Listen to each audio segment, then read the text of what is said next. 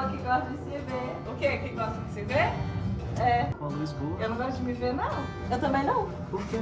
Não gosto, eu não gosto da minha imagem. Sério? Eu gosto. Que bom, isso é bom. Eu me acho bonito, Você é. mas não tô com frio.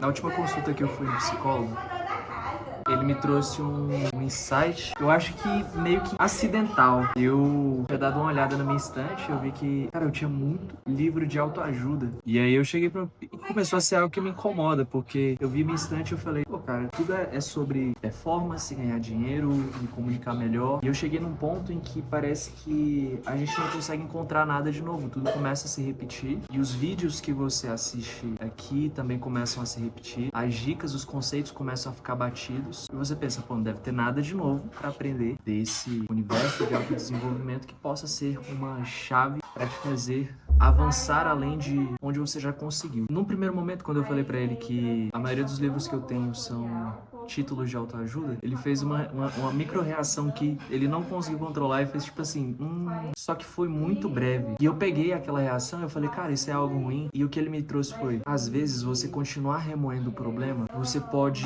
protelar ele além da resolução, porque pode ser um conflito que você já resolveu internamente, só que pelo fato de sempre buscar uma nova solução, você remoe como se aquilo precisasse de uma solução além da solução. E você acha que a chave está no próximo livro, no próximo conhecimento, no próximo assunto abordado no próximo vídeo. E a autoajuda em si, ela é muito boa pro indivíduo coletivo, problemas coletivos. É aquilo que Carl Jung chamaria de o bom conselho. É aquele conceito que, de forma genérica, ele vai se enquadrar, sim, em várias pessoas. Problema de procrastinação, produtividade, são ferramentas. Só que a ferramenta sozinha, ela não tem esse condão de gerar uma profundidade interna na construção da própria vida, porque, afinal, é uma ferramenta. Se você pegar uma obra, colocar ali a betoneira sozinha, o quadro, prumo, a pá, e simplesmente deixar a ferramenta lá, as coisas não necessariamente acontecem. E o que a autoajuda traz, ela gera um acúmulo muito grande de ferramentas que por si só não geram a resolução. Oi, galerinha. Oi, galerinha do meu canal. Hoje eu vou mostrar pra vocês um unboxing das minhas plantinhas. Essa aqui... Qual é o nome dessa planta? Suculenta. Essa suculenta... Eita, meu peixe tá Tá crocante. Eu tô só aquele meme que quando você deixa o saco de lixo moscando, aí seu cachorro fala, galerinha, Hoje vamos fazer um unboxing dessa maravilhosa sacola. Exatamente. Isso é riqueza. E pensa que se você está sempre buscando uma solução além dos benefícios que você já tem, das bênçãos que você já recebeu, você acaba ignorando isso. Uma tentativa de suprimir todo e qualquer desconforto que possa ser gerado por algo que sai um pouco fora daquilo que você gostaria que fosse, do conforto total. Talvez a gente não precise alcançar essa perfeição toda, essa produtividade total, integral, esse faturamento astronômico. Às vezes a gente quer conquistar para provar, né? Mas provar o quê, para quem, por quê e depois que provar. Depois que provar. Quando será o suficiente? Eu decidi parar de comprar livro de autoajuda. Pelo amor de Deus. Eu vejo que a literatura em si, a história contada, o drama humano, o enredo externo e interno, aquela dinâmica de sentimentos, como que a pessoa processa aquilo de forma deveras humana, é muito mais enriquecedor do que simplesmente entregar ferramentas, porque a ferramenta você pode olhar para a situação concreta e falar, tá, isso daqui você usa tal ferramenta e você consegue resolver de tal forma. Só que a gente não foi construído para viver somente da utilização das ferramentas. Às vezes você só tem que ser humano e vivenciar os conflitos, as perdas, as frustrações de forma humana. Será que tudo que a gente considera um problema realmente precisa de solução? Ou o conflito ele tá ali para ensinar alguma coisa pra gente? Quão alto a gente deve subir para se dar por satisfeito? Pensamento de escassez? Um dos livros de autoajuda que eu li, que é A Coragem de Não Agradar. Koga, alguma coisa assim. Ele falava sobre a percepção de competição entre as pessoas e o quanto que isso prejudica o avanço, porque se você acha que todos estão correndo paralelamente para poder chegar numa linha de chegada, para chegar num ponto em que você cruza e se torna vitorioso com aquilo ali, os seus semelhantes, os seus pares se tornam concorrentes, se tornam competidores. Logo, você pode ser passado para trás e aí você tem que se manter ativo e no gás nessa competição para não ser ultrapassado. E qual é a alternativa que ele traz com isso? Antes disso, qual é a consequência que isso gera na cabeça do ser humano? Se você vê os outros como competidores, como concorrentes, adversários, isso vai te gerar uma sensação de que o mundo é um lugar hostil, de que ele não é abundante de recursos e que isso acaba gerando um perigo, um risco para você. O mundo não está ali para te abraçar, o mundo é um lugar que você deve temer, que você deve se preocupar e que assim que você vacilar, alguém vai te empurrar o grosso.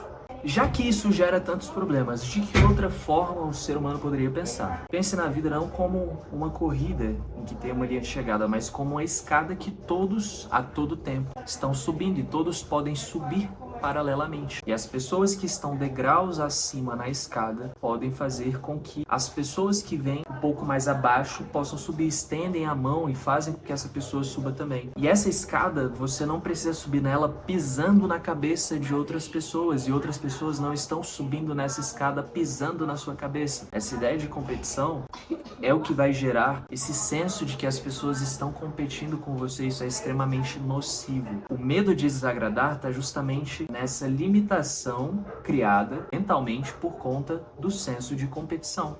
Quando você entende, cara, eu não estou competindo com ninguém. As pessoas simplesmente estão em momentos diferentes da caminhada. Alguns estão mais abaixo, outros estão mais acima, alguns estão um pouco mais à frente, outros estão mais atrás. Você percebe, já que o mundo não é um lugar hostil, eu vou encontrar boas pessoas pelo meu caminho. E essa expectativa de que você vai encontrar boas pessoas, pessoas com quem realmente faça sentido você compartilhar suas ideias, seus projetos, seus sentimentos, transforma a vida em...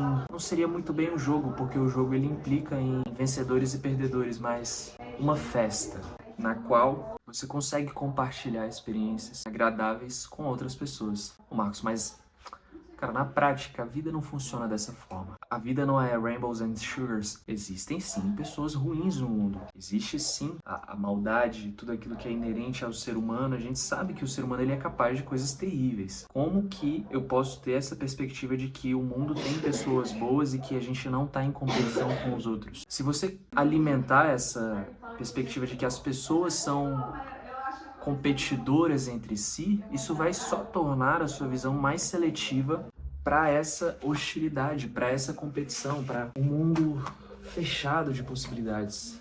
Você não acredita que existam possibilidades. Eu gosto muito de uma passagem que fala que o sol, ele nasce sobre bons e maus, a chuva cai sobre bons e maus. Isso quer dizer, coisas boas e coisas ruins acontecem para pessoas boas e pessoas más. É a vida. Não é que você está pagando o fardo dos seus pecados e as coisas acontecem. E existe um sistema na nossa cabeça que é o sistema SARA. Tá? Sistema ativador reticular ascendente. Ele serve como um crivo seletor de tudo aquilo que você enxerga, que você percebe na realidade. Se você começa a enxergar a vida, o mundo, por esse filtro de competição, de que as pessoas estão contra você, que você tem que passar alguém, adivinha o que você vai enxergar em toda situação? Competição, pessoas contra você, comparação, e isso vai te gerar um peso muito grande. Para explicar um pouquinho melhor como é que o sistema SARA funciona, quero trocar de carro, o carro que eu quero é aquele modelo, daquela cor.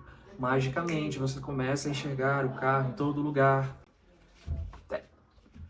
Eu imagino que você já tenha ouvido esse conceito. Isso quer dizer que você magicamente colocou mais modelos desse em circulação nas ruas pelo fato de você ter pensado nele? Não, só quer dizer que você percebeu mais aquilo na realidade. E veja, coisas boas e ruins acontecem a todo momento para todas as pessoas. O que essa percepção ajuda em você é não alimentar uma visão de mundo hostil. Acredite um mundo um pouco melhor. Por mais que tenham muitos motivos para desacreditar.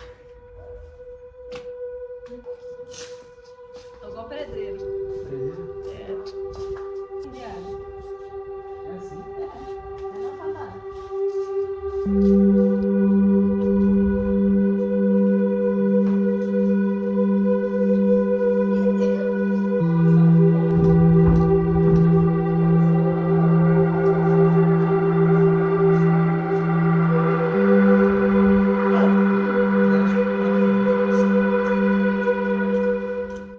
espelho que reflete muito toma poeira na cara. Será que existe um limite saudável dessa de eu sou muito reflexivo, imerso nos meus pensamentos? Refletir demais tem seus perigos, tem seus riscos, suas necessidades de manutenção. Pensa que um carro que roda muito, ele precisa de manutenção. Se você roda muito mentalmente, nas reflexões, se elas te levam a lugares muito distantes, você precisa dar uma manutenção nessas engrenagens, sabe? Às vezes você tá rodando tanto os mesmos pensamentos, você precisa lubrificar, colocar algumas coisas diferentes ali, talvez sair um pouco, ler livros diferentes, talvez no meu caso seja abandonar um pouquinho a autoajuda, aprender sobre histórias de seres humanos reais, os seus dilemas reais, com as suas vidas normais.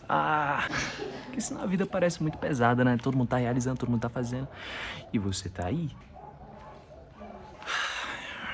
Outra pergunta que ele me fez e que me deixou horas pensativo e talvez dias. Cara, e qual é o propósito disso tudo aí? Que, porra, eu sei que tu tem capacidade, eu sei que tu é um cara massa, eu sei que tu se comunica bem, mas ao final de tudo, o que fica? O que você quer? O que você se vê fazendo daqui 10, 20 anos? O que você quer que os seus netos e os seus filhos se lembrem quando falarem de você? O que o Marcos quer ter feito? Não propósito no sentido mais elevado da coisa, não que você tenha a obrigação de ascender a propósitos astronômicos e mudar o mundo e a grande sociedade, desfazer sistemas, não, porque às vezes na vida daquelas pessoas mais simples, o propósito delas são simples, são coisas simples. Um jardineiro que se dedica a cuidar de forma primorosa do seu jardim encontrou nele um propósito, algo que o realize e algo que torne a vida boa, bela e com sentido para ele. Para você, o que é o seu sentido? O que é o seu propósito? Porque a grana pela grana, beleza, você vai adicionar ali mais 50% no seu faturamento, mais 100%, talvez você queira triplicar, quadruplicar, mas depois que vier essa grana, o que vem depois? O que você quer fazer, cara? O que você quer realizar? Porque existe uma certa linha em que o dinheiro ele pode prover um certo conforto, só que dali pra frente ele já não é tão decisivo nas grandes questões da sua vida. Por quê? O conforto você se adapta a ele, e talvez até de forma perigosa, porque se você tem conforto demais, prazeres demais, isso pode gerar uma certa anedonia em você. Isso passar a exigir doses cada vez maiores para te gerar o mesmo prazer. Então, além do conforto, além do prazer, além das realizações físicas e materiais, o que mais você quer alcançar? Falei, porra, cara. A gente se despediu rindo e falando, pô, hoje eu pesei, né, o clima. Aí eu falei, não, cara, tem que pesar, porque se você não tivesse essa capacidade, eu faria a consulta com o ChatGPT.